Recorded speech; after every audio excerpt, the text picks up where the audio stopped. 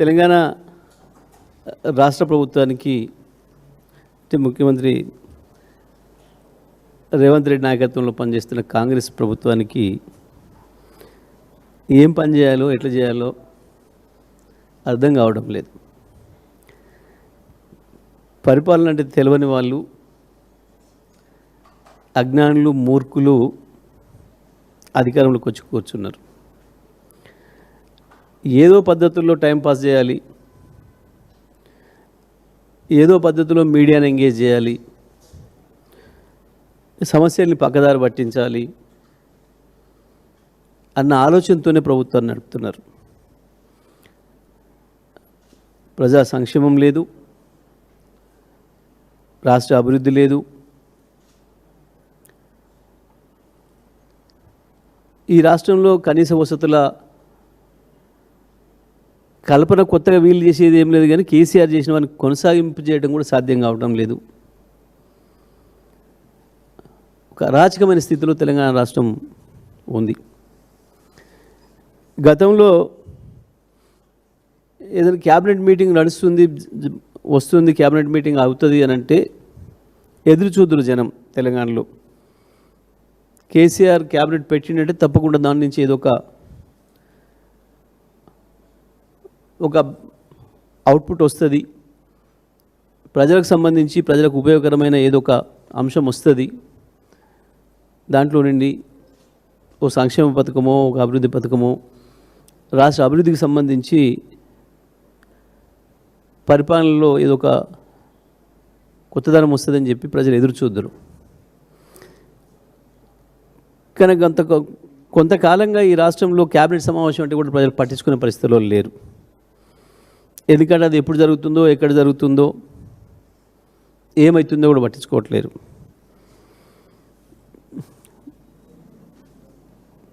పైగా ఒక సమస్య నుంచి బయటపడడం కొరకు ఇంకో సమస్యను సృష్టించడం అనేది ఏదో రాజకీయ విధానంగా వీళ్ళు తీసుకున్నారు.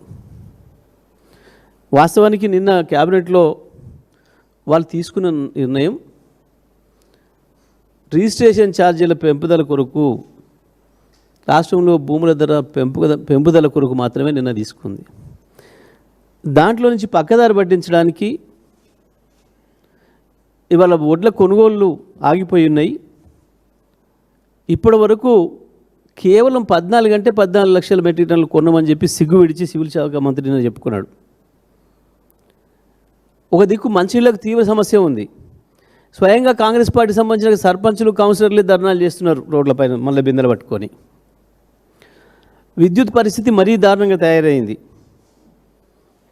ఊర్లలో 2014 ముందు పరిస్థితులు ఏముండనో అదే పరిస్థితి మళ్ళీ వచ్చింది. హైదరాబాద్లో కూడా కరెంటు ఎన్నిసార్లు పోతుందో, ఎన్నిసార్లు వస్తుందో చెప్పలేని పరిస్థితి వచ్చింది. ఇటువంటి పరిస్థితులలో ప్రజల్ని పక్కదారి పట్టించడం కొరకు నేను వచ్చిన డ్రామా చేసి విద్యుత్ కొనుగోళ్ల పైన దీనిపైన సిబిఐ విచారణకు ఆదేశిస్తానికని చెప్పి క్యాబినెట్ తీర్మానం తీసుకుందని సిగ్గులేని ప్రకటన ఇచ్చారు. మంత్రులు కనీసం ఇంటే జ్ఞానం ఉంటే, అందులో కనీసం కాంగ్రెస్ వాళ్ళు నిజంగా కాంగ్రెస్ వాళ్ళు ఎవడన్నా కాంగ్రెస్ బ్లడ్ ఉన్నోడు ఉంటే ఒకసారి ఆలోచించుకోవాలి. రాహుల్ గాంధీ స్వయంగా సిబిఐ అనేది మోడీ జేబు సంస్థలాగా పనిచేస్తుంది, బీజేపీకి మోడీ సంస్థలాగా, బీజేపీకి ఫ్రంటల్ ఆర్గనైజేషన్గా పనిచేస్తుంది అని చెప్పి స్పష్టంగా చెప్పింది. మోడీకి జేబు సంస్థలాగా ఉన్న సంస్థకి ఈ రాష్ట్రంలో ఉన్న ఒక ప్రధాన ప్రతిపక్ష నాయకుని పైన కేసు అప్పచెప్పడం అంటే రేవంత్ రెడ్డి ఎవరి కొరకు పనిచేస్తుండో, ఎవరి జేబు మనిషిలాగా పనిచేస్తున్నాడో అర్థమవుతుంది. రేవంత్ మోడీ చేతిలో కీలుబొమ్మలాగా పనిచేస్తున్నాడు తప్ప రాహుల్ గాంధీ వచ్చిన మూటలు లెక్క పెట్టుకుంటుండు, కానీ ఆయన కాంగ్రెస్ పార్టీకే ఎసరు పెడుతుండనే సంగతి గ్రహించే స్థితిలో కూడా, ఆ సోయిలో కూడా రాహుల్ గాంధీ ఉన్నట్టు కనబడతలేదు. వాస్తవానికి మేము పెద్దగా దీనిపై స్పందించే పని లేదు. ఇది ఒక పనికి మాలిన స్టేట్మెంట్. బహుశా అందుకనే మంత్రి నిన్న సాయంత్రం చెప్తే కూడా ఎవరు పట్టించుకోలేదని మళ్ళీ మాట్లాడినట్టున్నాడు. రెండోసారి కూడా. దీని మీద పెద్ద పట్టించుకునే పని లేదు. ఇది పనికిమాలిన విషయం మా దృష్టిలో ఈ సిబిఐకి ఇవ్వడం అనేది. అంటే ఏంది దీని అర్థం? తెలంగాణ రాష్ట్ర ప్రభుత్వం ఒక చేతగానిది, తెలంగాణ రాష్ట్ర పోలీస్ చేతగాని వాళ్ళు అయినరు, మేము దద్దమ్మలం, మేము రండలం, కాబట్టి మీరు చేయండి అని చెప్తున్నాడా రేవంత్ రెడ్డి? మోడీ నువ్వే మునగాడివి, మేము రండలము, మాతో కావట్లేదు. కేసీఆర్ మళ్ళీ తిరిగి వస్తున్నాడు ఫినిక్స్ పక్షిలాగా, కాబట్టి ఏదో ఒకటి చేసి కేసీఆర్ని ఇబ్బంది పెట్టండి అని చెప్పి మోడీ కాలం మీద పడతాను బయట. ఇది మోడీ కాలం మీద పడ్డాను తప్ప ఇంకొకటి కాదు. దీనికి రాహుల్ గాంధీ సిగ్గుపడాలి. దీనికి సిగ్గుపడాల్సింది రాహుల్ గాంధీ. ఎందుకంటే మీ చేతిలో ఉన్న అధికారాన్ని తీసుకుపోయి మోడీ చేతికి ఇవ్వడం అంటే దాని అర్థమైంది. ఇంకా ఆశ్చర్యకరమైన విషయం, మరి మాకు ఎవరికి తెలియదు కానీ మరి మీకు ఎవరికైనా తెలుసో మరి మిత్రులకు కనీసం అసలు ఈ లోకురు అంటే ఆయన ఛార్జీ తీసుకున్నాడా, ఈ రిపోర్ట్ ఇచ్చిండా, ఇస్తే ఎప్పుడు ఇచ్చిండు,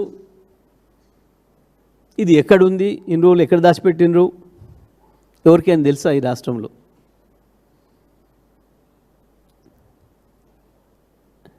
లోకురు అంటేనే మమ్మల్ని ఏం విచారణ చేయలే.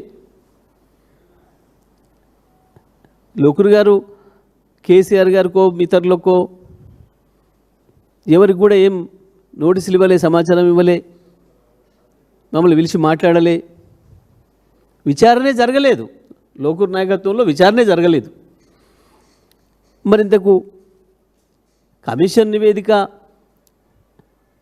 పాత ఆయన ఇచ్చిపోయిందా, వీళ్ళు రాష్ట్ర ప్రభుత్వం తయారు చేసుకుందా, లేదా ఇప్పుడు సిబిఐని తయారు చేయమని ఇస్తుందా? ఏ రోజు ఇచ్చింది అనేది ఇప్పుడు ఎవరైనా వినమా ఈ రాష్ట్రంలో? పలానా రోజు నాడు ఈయన ఇచ్చిండు అని చూసినామా మనం? కాళేశ్వరం కమిషన్ కంటే ముందు ఇచ్చిండ్రా, తర్వాత ఇచ్చిండ్రా?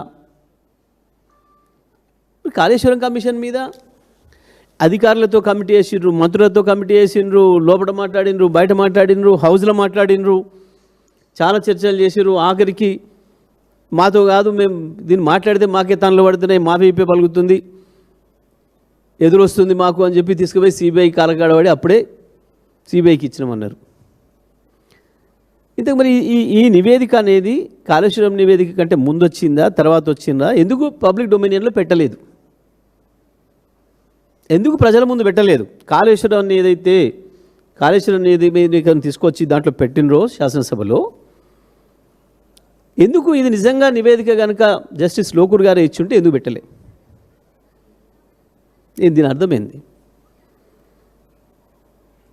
అంటే మా లెక్క ప్రకారం లోకూర్ గారు వీళ్ళే తిట్టిపోయాడు, ఎవడరా ఈ తలకాయలేని కమిషన్ వేసింది, ఎవడరా వీడిలా అని. చదువుకున్నాడా, చదువురానాడా, వీడు అజ్ఞాన? మాకు తెలిసిన ప్రకారం ఆయన రాగానే అడిగింది, ఈ రాష్ట్రంలో కరెంటు పరిస్థితి ఏంది, పవర్ సప్లై ఎట్లుంది అని అడిగిందట. అంటే అందరికీ 24 hours ఇస్తున్నారని చెప్పినారట అధికారులు. వాట్ అబౌట్ ఫార్మర్స్ అని అడిగినట్టు, అగ్రికల్చర్ ఏందని అడిగినట్టు, అక్కడ కూడా 24 hours ఇస్తున్నారని చెప్పినారట. మీరు ఈ పవర్ స్టేషన్లు ఏదో ప్రారంభం చేసిన వాటి మీద ఏమన్నారు కదా, ఇవేమైనా అని అడిగిండట. దాన్ని పూర్తిగా వచ్చిన దశలు ఉన్నాయి చెప్పినారు. ఇది మరి వాడికి తలకాయిందా ఇది వేసినోడికి అని చెప్పి తిట్టిపోయింది అని తెలిసింది మరి మాకు. నిజమే, మీ సిబిఐ విచారణలకు, మీ ఎఫ్బిఐ విచారణలకు, మీ కేజీబీ విచారణలకు, మీ మొసాద్ విచారణలకు భయపడే స్థితిలో లేడు కేసీఆర్.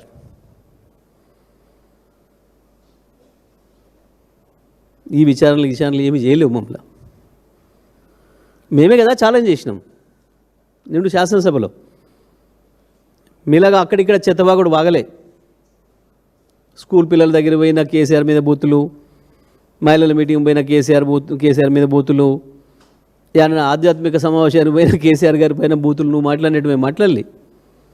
నిండు శాసనసభలోనే మాట్లాడినాం, అక్కడే అడిగినాం.